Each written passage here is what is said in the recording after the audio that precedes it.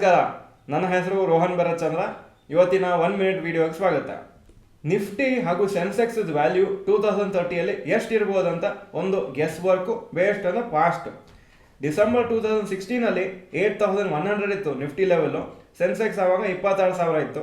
December 2023ಯಲ್ಲಿ ಈಗ ಸದ್ಯಕ್ಕೆ around 20,000 ಇದೆ ನಿಫ್ಟಿ. ಸೆನ್ಸೆಕ್ಸು ಅಪ್ರಾಕ್ಸಿಮೇಟ್ಲಿ 67,000 ಇದೆ. ಸೊ ಲಾಸ್ಟ್ 7 ಇಯರ್ಸ್ ನೋಡಿದರೆ 13.78% ಆವ್ರೇಜ್ ಆಗಿ ವರ್ಕೌಟ್ ಆಗಿದೆ ನಿಫ್ಟಿಯಲ್ಲಿ. ಸೆನ್ಸೆಕ್ಸಲ್ಲಿ 14.48% ವರ್ಕೌಟ್ ಆಗಿದೆ.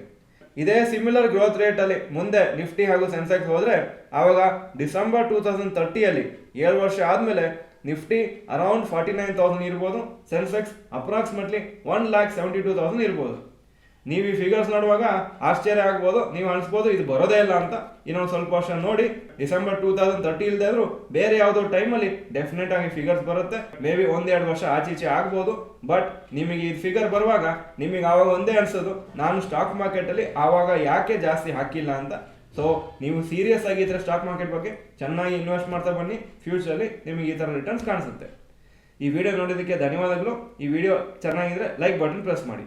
ನಮಸ್ಕಾರ.